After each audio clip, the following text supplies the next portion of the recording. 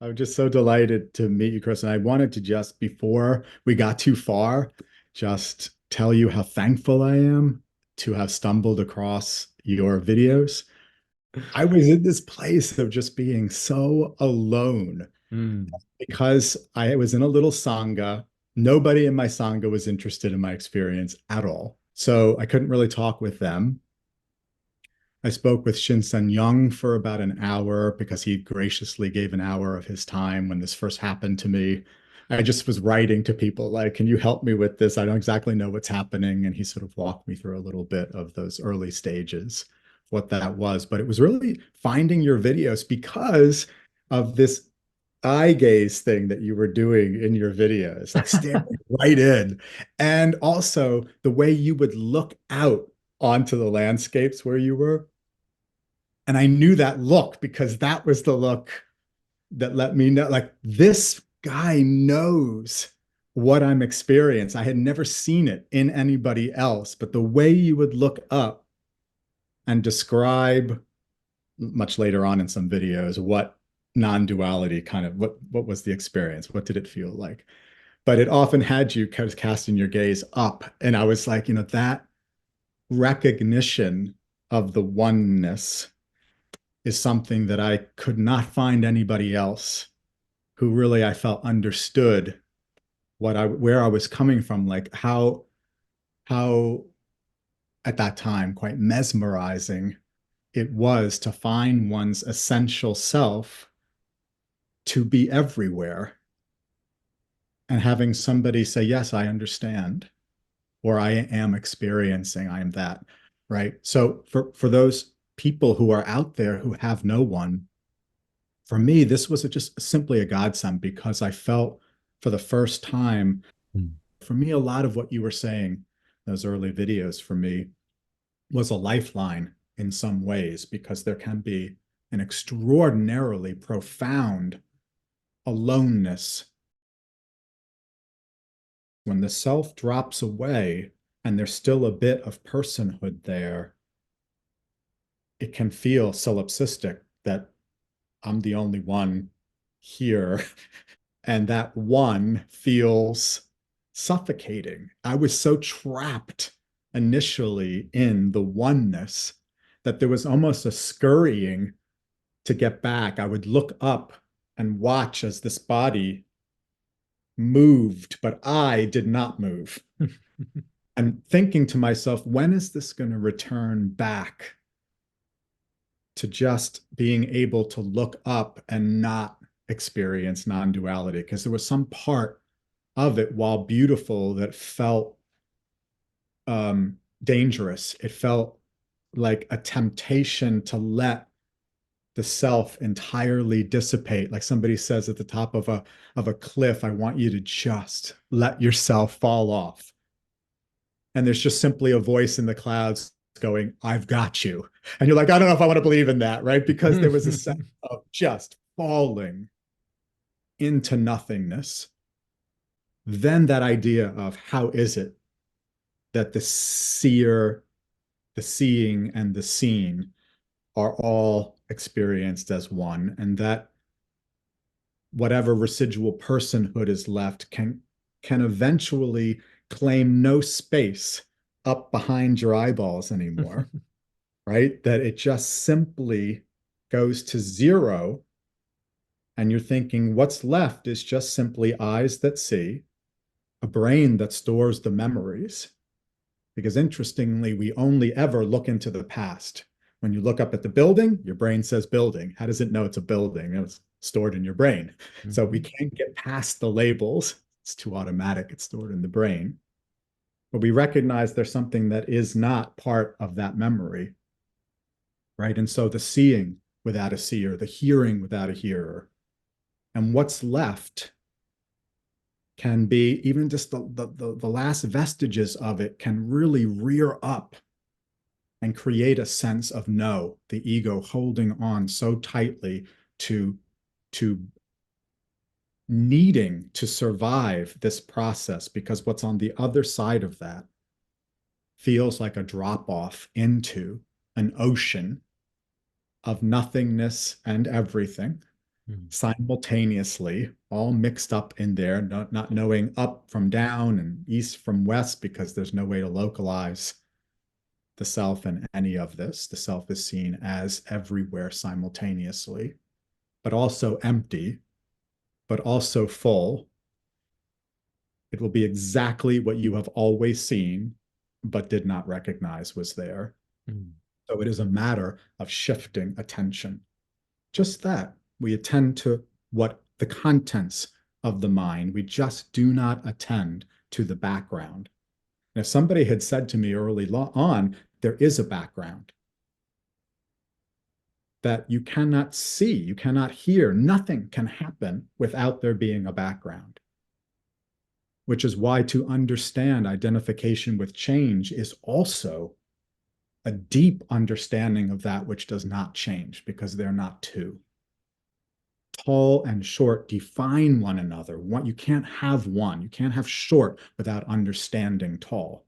And you cannot have an identification of a self limited within a phenomenological world without also having a very deep and intimate understanding of the backdrop from which that emerges, although nobody has ever pointed one and said, turn your attention and flip it on itself.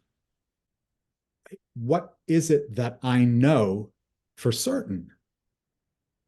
I can't speak to so much of what has filled books and the contents of other people's minds. I don't have that, right? You don't have that formal training. I don't have that formal training. So I can't speak to any of that. But what I know to be true is that my essential self is not limited to this mind and body. That is a direct experience. That is something I know to be true, or at least is perceived as true in my experience.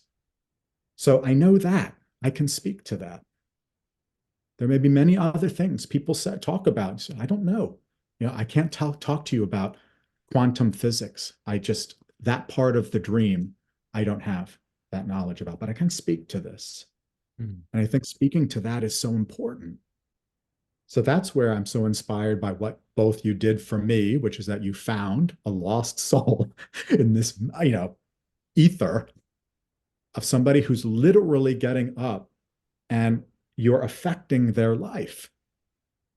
What you were doing was organizing my mornings to sit down, start clinical work later so that I could sit and think carefully about what it was that you were saying because I knew it to be the truth, Mm. because it was my truth.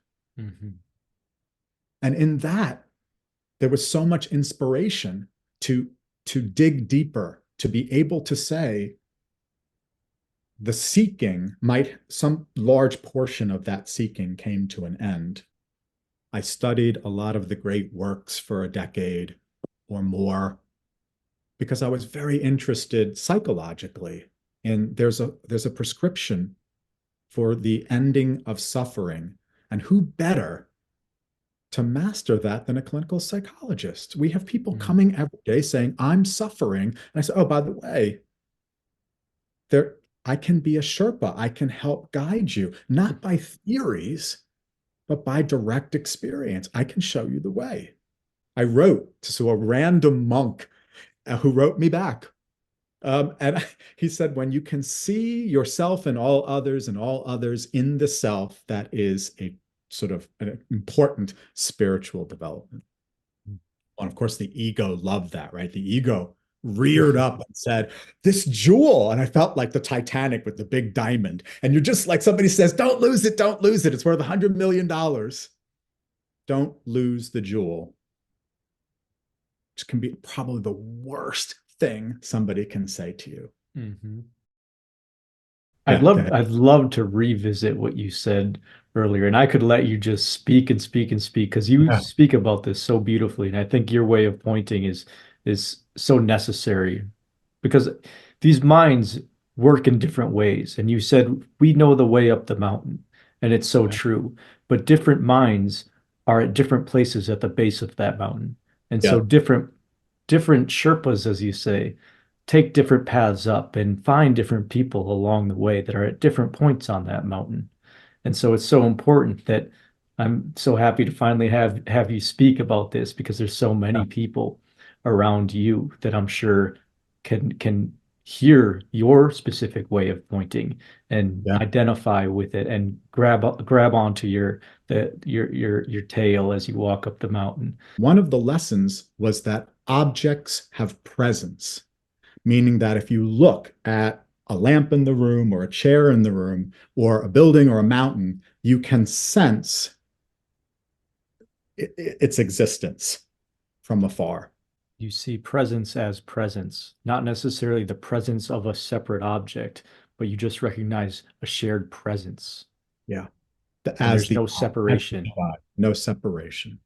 All of a sudden, just that. But I was unprepared because I had not developed the concentration skills and maybe the moral ethical side of it, so that's how some people can have these initial awakenings and still be kicking the dog when they come home, Mm. because it somehow is not embodied as an awakening that somehow finds its way into the heart space where every movement is initiated from that place. How do I incorporate what just happened to me in some way then that brings the emptiness and the embodied peace together as one, not separate, not two, right? So for me, all the reading about this being an illusion, right? Not real. Emptiness is what's real. It's only It's like, halfway. yeah, as you're going through this, you're realizing that is not the whole story. Mm. And This, me, I stab myself, you don't feel my pain, mm, right? You are not me. You're you, I'm me. But our essential nature is no different, right? From that point of view, I am me and you are you, only from that point of view. So getting full circle, some people do, the mountain again returns to not me, not part of me. The mountain is again separate. The teacup is again separate. The bird is separate. But very few people, and I don't count myself yet amongst them, get full circle to the point where there is a flip, where what is perceived as oneness somehow flips, it reverts, because oneness is a concept, right? And this is neither unified nor dualistic. So to really have a direct experience where the absolute and the relative merge is something that the vast majority of people will never, ever experience because they stop. And I think, I've thought about implications, people like you and me who may teach a little bit about awakening. I'd love to speak to this. So you said earlier, uh, post awakening, there was a sense of isolation or loneliness, and that's so common. And I'd love to speak to that really quick in the little time that we have left because it's a very important point to address. It's almost like walking through a silent disco where everybody has kind of headphones on, or walking through, a movie theater and everybody's staring at the movie. And so you can feel a little bit alone, being like, well, who, why is everybody just so captivated by this? Why Yeah, is everybody so captivated by what they're seeing, sensing, hearing, all these sensory inputs? It's like their entire sense of being is wrapped up in something that isn't necessarily their authentic self. And so as you walk through or alongside people that are captivated by these things, there can be a sense of isolation. But coming full circle, as you've said, is the recognition that that fundamental essence that's wrapped up in these identities, that's wrapped up in these sort of senses, these sensory inputs, is this same nature. And as you recognize this, there's a compassion that comes up for it. yeah, It's this same nature is appearing as that which is entangled. And so yeah, even that is fully recognized and fully reconciled as this purity of being, just yeah, appearing as that. absolutely. Yeah, And so, yeah, like for example, somebody said, how is it that you can uh, have a relationship with somebody who has no interest in non-duality or spirituality? And it's so easy because it's all just the same essence. It's all just the same nature, just appearing differently. There's no difference in it. It just looks a little And different. Maharshi would say, famously said, well, there are no others, right? To the True. extent, That's an right? ultimate pointing, but Right? yeah, Yes. But so if you very get few that, will get you that. realize like there is no separation between me and that, and Mhm. therefore, And this is why life is truly a lesson in love. yeah, Pure awareness yeah, is unconditional love. It yeah, accepts all things as already what it is. yeah. Which is why people don't necessarily have to have an awakening experience to adopt a position of unconditional love, unconditional, truly, unconditional love to self and others as life arises that is akin to, there's an equal sign there. Mm. People who awakening experience that the gaps that we often associate with separateness fill with love. And the love is here, the love extends out, and love in sort of wraps itself around or enshrouds everything else. And therefore, there's a continuity of that love. But for Mm. somebody who doesn't experience that, who decides to go out into the world and say, if I will begin loving myself unconditionally, forgiving everything that comes up, and Mm. swaddling that within a loving, kind, empathic, warm, forgiving stance, that that is ultimately what somebody who may have had that awakening experience will do and will dedicate their life to doing, which is ensuring that that love spreads, that each moment that we're here is a bowing down and honoring the love that exists in this world, the love that brings two people together, the love that allows us to see one another, our partners, our betrothed, the people we marry. It's what is that? It's being seen. When It, somebody is fully seen unconditionally, we call that love, right? So when we see life as it is, not as we imagine it to be, we fall in love with life. We fall in love with all people, all circumstances.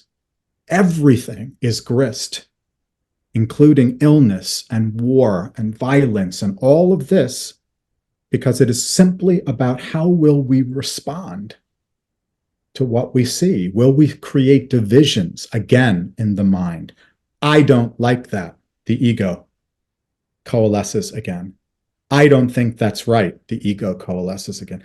How can we experience that and respond in a way that allows love to maintain the connectedness to every life experience, no matter how horrific that may be and how incensing that may be to a separate sense of ego? That how could you love war? How could you love violence? How could you, right? I didn't say we condone it. I didn't say we're there, we help, we try to, but the idea of it is inspired by, informed by, and ultimately an extension of the love that exists within us. How we go about doing that, right? So that's what war communicating. only begets more war. Yeah, And it's time for humanity to try something different. And this is the other choice. one person at There, a time. there Yeah, can be pure devotion to this, as you've said, yeah, without pure recognition, yeah, and it's just as good. yeah. Just as good. Chris, it was wonderful, wonderful Love to you meet. so much, David. Thank you so much. We'll do this again and I'll upgrade. I'll actually buy Zoom so we don't get caught off in the middle for next time. That would be great. All right. All right. Till next time, David. Thanks so Next much. time.